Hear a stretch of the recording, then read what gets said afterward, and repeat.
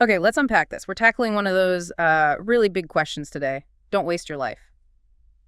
It can sound a bit heavy, maybe, even like someone's pointing a finger. Right, but looking at the stack of sources we've pulled together, it feels less like a burden, Yeah. and more like a powerful invitation. An invitation. How so? An invitation to really show up, to live with intention, to actively participate in building your own experience. Okay, I see. And these sources we're looking at, they're full of strategies. Yeah. Insights. Exactly. Strategies, insights, stories, all revolving around this idea. How do you build up that inner strength you need for the inevitable bumps in the road? How do you focus on goals that actually matter to you? And you mentioned English fluency comes up as an example. Yeah, fascinatingly, it does. It serves as this really concrete lens to see all these principles, like, in action. Gotcha. So that's our mission for this deep dive, then. We want to pull out what these sources tell us about avoiding that kind of quiet drift, that slow erosion of potential they talk about. Right. How do we consciously build a life that feels, well, genuinely rich in experience, in accomplishment? So we'll dig into the why, the motivation. The fuel and the inner engine, that resilience piece. And then the practical how, the focus, with some real-world examples from the material to make it stick. Exactly. And it's important what these sources stress about wasting life. It's usually not some huge dramatic flame out. No. What is then? It's often much quieter, more insidious. It's the constant drag of procrastination, or the fear that just keeps you stuck, not starting. Simple aimlessness, maybe. The passion you didn't follow up on, the skill you kept putting off. Precisely. The connection you missed, the kindness you didn't express. It's how days can just blur together if you're not, actively engaging. Which leads to this core idea they push, right? Choosing not to waste your life. It means consciously deciding to be in the game, a participant, a learner, someone who strives. Leaning in, yeah. And pursuing something like English fluency. Yeah. That's held up as a perfect example of this spirit. It's a clear challenge, demands active, sustained effort. Okay, so if that's the problem, what are the solutions? The antidotes, as they call them. Well, a big one is defining purpose. Purpose. That sounds big. It can be, but they're clear. It doesn't have to be some single giant life-changing mission right away. It can be much more immediate, tangible, mastering English, like we said, contributing to a project, showing up better for your family. Makes sense. They bring up Nietzsche. They do. That line, he who has a why to live can bear almost anyhow. Your why, even a starting one, gives you direction.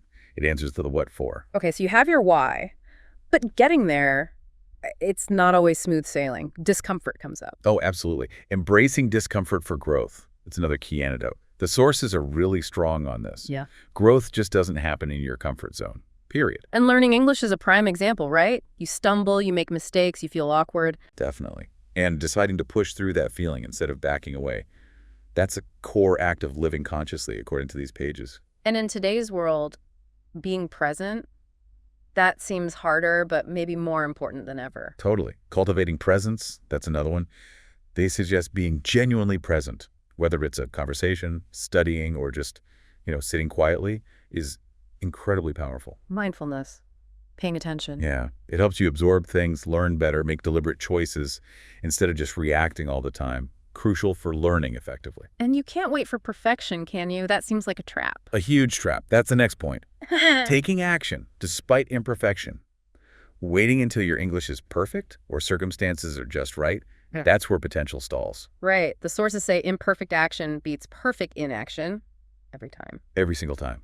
Speaking broken English and getting your point across, infinitely better than staying silent out of fear. Makes sense. And all this needs time, which is finite. Exactly. Prioritizing time. That underpins everything. Learning to say no to distractions, carving out dedicated time for your goals like English study. It's not just a productivity tip. It's framed as a fundamental act of valuing your own potential, directing that precious resource consciously. Okay, so deciding to engage is the start. But like you said, there will be bumps, obstacles. That's where this internal foundation comes in. Inner strength, they call it. Yes. And the way they talk about inner strength is really important. It's not something fixed, like you either have it or you don't. They present it as this vital, cultivated thing. Cultivated, meaning you build it. You build it. It's your reservoir of resilience, self-belief, emotional grit, the stuff you absolutely need when things get tough on this purposeful path. Yeah. Without it, that call to not waste your life, can feel pretty overwhelming when you hit a setback. It's the engine, really. Okay, so if it's built, how do we build it? What are the components? They talk about several pillars of inner strength. First up is resilience, the art of bouncing back. Right. Not avoiding failure, but handling it. Exactly. Viewing setbacks like a rough language exchange or progress feeling slow, not as proof you're failing, but as data, information. It's about consciously reframing negative thoughts, finding solutions, seeking support, getting back up. That feels connected to the next one they mentioned, self-compassion, being kind to yourself. Oh, hugely connected. We're often so much tougher on ourselves, aren't we? Especially when learning something difficult. Yeah, we never talk to a friend the way we talk to ourselves sometimes. Precisely. So the sources, some referencing Dr. Kristen Neff's work, emphasize treating yourself with that same kindness you'd offer a friend who's struggling. Recognizing that difficulty is human. Imperfection is human. It's not some personal flaw. It helps silence that harsh inner critic. And that inner voice links to mindset, right? A growth mindset, Dr. Carol Dweck's work. Absolutely. A growth mindset is presented as this core belief. Your abilities, like language learning, aren't fixed. They're developed through effort, through learning from mistakes. Crucial for language learning, I imagine, believing you can actually get better. It's fundamental, especially when it feels slow or hard. You build it by seeking challenges, seeing effort as the path, and viewing mistakes as feedback. Okay, resilience, self-compassion, growth mindset. What else? Handling emotions? Yes, emotional regulation. Navigating those inner storms, learning anything significant like a language is going to bring up frustration, anxiety, doubt. It just does. So it's about not letting those feelings derail you. Right. Recognizing them, observing them maybe through mindfulness. Yeah. Developing healthy ways to cope so they don't become roadblocks. Managing the emotional ride. And the fuel for all this, intrinsic motivation. This is the deep down reason, connecting your goal English fluency, say, to something that genuinely matters to you. Linking it to your core values, your aspirations, maybe just pure curiosity. It's not just doing it because you should. Exactly. Yeah. When the why comes from inside, when it's compelling to you, that provides the sustainable energy to push through the hard work, the practice. It makes the effort feel meaningful. Okay, so building that inner strength is vital. It's an ongoing process. But then how do you actually direct all that purpose and strength towards a specific goal, like fluency? Where does laser focus fit in? Focus. If don't waste your life is the call, and inner strength is the engine. Focus is the steering wheel. In our world, with distractions everywhere directing your energy consistently towards a long-term goal like fluency, the source is basically called a superpower. And fluency definitely doesn't just happen. It takes that consistent, deliberate effort. Wasting time in learning, as they describe it, is the opposite, right? Scattered effort, jumping between methods, getting sidetracked. Precisely. Focused learning is efficient learning. It speeds things up. So the sources get really practical here. Realistic tips and tricks for staying focused. Like what? Starts with SMART goals. Specific, measurable, achievable, relevant, time-bound. Instead of just, I want to be fluent, it's, this week I'll learn 50 job-related words and use them. Breaks it down. Less overwhelming. Yeah, breaking it down makes huge goals feel doable. What else? Blocking out time? Definitely. Time blocking and creating a study ritual. Schedule specific times. Treat them like real appointments you can't miss. And maybe create a little ritual around it, same spot, same drink, to signal to your brain, okay, focus time now. Cuts down decision fatigue. There's a specific technique they mention, Pomodoro. The Pomodoro technique. Right. Yeah, it's simple but effective. Work in focus bursts, like 25 minutes, then a short break. It helps fight mental fatigue, keep sessions productive, forces you to be truly on for that short time. And the obvious one, but maybe the hardest, distractions. Oh, yeah. Minimize digital and environmental distractions. Notifications off, website blockers maybe. Find a quiet space if you can. They stress that every interruption costs more than just the lost minute. It breaks your concentration, takes real energy to get back. Non-negotiable, really. And how you study matters too, right? Not just passively absorbing. Critically important. Active learning over passive consumption. Just reading or listening. Not enough, they say. You need to engage, take notes, summarize, do exercises. Flashcards, shadowing. Yeah. Things like Anki for space repetition, shadowing, mimicking native speakers for pronunciation, rhythm, and crucially, consistent speaking practice, recording yourself, finding partners, whatever it takes, actively using the language. Making it part of life helps too, I guess, not just study time. Totally. Integrate English into your life. Immersion light, you could call it. Change your phone language. Watch shows you enjoy in English, maybe with subtitles first. Listen to music, podcasts, label stuff around the house. Try thinking in English during simple tasks. It makes it feel less like a chore, more natural. In tracking progress, does that help stay focused? Big time. Track progress and celebrate milestones. Keep a simple log. What you learned, new words, maybe a small win like understanding a tricky sentence. Seeing how far you've come, celebrating those small victories, that's fuel. Positive reinforcement, finding other people on the same path. Find your learning tribe. Community helps, right? Accountability, support. Absolutely. Connecting with other learners online, in person, gives you accountability, support, you share tips, struggles. Less isolating. Okay, this next one feels huge for language learners. Embrace imperfection and learn from mistakes. So important. The sources are really clear. Fear of errors is paralyzing. Mistakes aren't failures. They're feedback. Essential feedback. The more you try, the more mistakes you make. And the faster you learn. You see where the gaps are. Focus means diligent practice, not instant perfection. It's freeing, really. And finally, connecting it all back. Link fluency to your non-wasted life vision.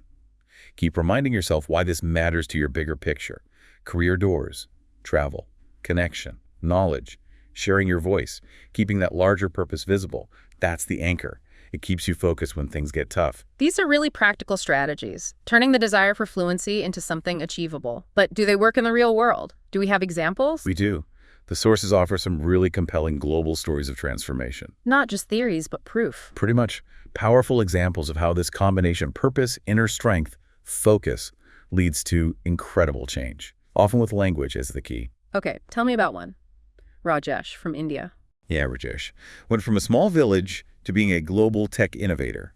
Limited resources, but the sources highlight his intense curiosity. He saw English as the gateway to tech, to a bigger world. Faced challenges, though. Huge ones. Unreliable internet, nobody to practice with, even ridicule. But his inner strength, they say, came from reading biographies, this refusal to let circumstances define him. And his focus. Intense. Used a basic smartphone for YouTube podcasts, squeezed in study with Pomodoro between chores. He said, every word I learned felt like a step away from a limited life, towards a bigger horizon. And the result? Successful software developer, works internationally now. He reflects, English didn't just give me a job, it gave me the world. A conscious choice not to stay limited. Powerful stuff. Wow. Okay, what about Fatima, the artisan from Morocco? Fatima's story is also really moving. She made beautiful traditional rugs, but could only sell locally. Felt her talent, her heritage was just stuck, wasted because of the language barrier. A tourist suggested selling online. That sparked something. She had little formal education, started with apps on a shared phone late at night. Her inner strength, rooted in her vision for her family, for her culture. She pictured her rugs appreciated globally. That purpose drove her. And she focused her learning. Yeah, specifically on vocab, for crafts, for sales. Practiced describing her rugs over and over. Did it work? It did. Got help setting up an online shop. That first international sale was massive for her. She said, I felt my talent was being wasted. Learning English was my way of telling the world I am here and my work matters. It was my way of not letting my life and my skills remain small. Yeah. That's incredible. Amazing. And the last one, Carlos, the activist in Colombia. Carlos's story highlights urgency.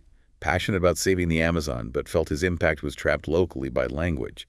He felt he was wasting time the force didn't have. That urgency fueled everything. His inner strength came from the mission itself. Directly from the gravity of his mission. He used every resource, online courses, practice partners, nature documentaries for vocab. His focus sounds intense, drilling grammar on the bus, listening to news while cooking. Every practice conversation was like a rehearsal. For what? For the global stage. Within 2 years, he gave this powerful speech in English at a major international conference. Amplified his message hugely. He said, the destruction needed a global voice, but mine was trapped by language. English became my megaphone. For me, learning English was an act of responsibility. These stories, they really bring it home, don't they? It's not just about the language skill itself. Not at all. They perfectly illustrate the core themes. Actively choosing to grow, driven by purpose, supported by that inner strength, executed with focus. Living proof that potential doesn't have to go to waste. Exactly. They show how learning, when it's connected to that deep why, built on resilience, guided by focus, leads to real empowerment, transformation, far beyond just the skill. Okay, so wrapping up this deep dive, we've journeyed through this powerful call from the sources. Live with intention. We've seen how crucial it is to build that inner resilience, that self-compassion.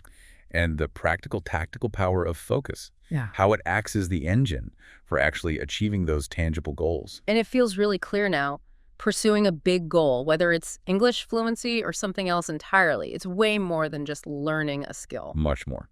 It's presented here as a tangible act, a manifestation of choosing not to let your potential just sit there, dormant. It's truly an investment in your future possibilities, a declaration of purpose put into action. The world is waiting for your voice, your contribution, your life is waiting to be lived fully. As these sources powerfully argue, don't let that potential go unrealized. Embrace the process, the learning. Yeah, actively build that inner strength for the journey. Stay focused on what truly matters to you. And step boldly into the world. Your life is this incredible story, waiting for you to write it to its utmost potential.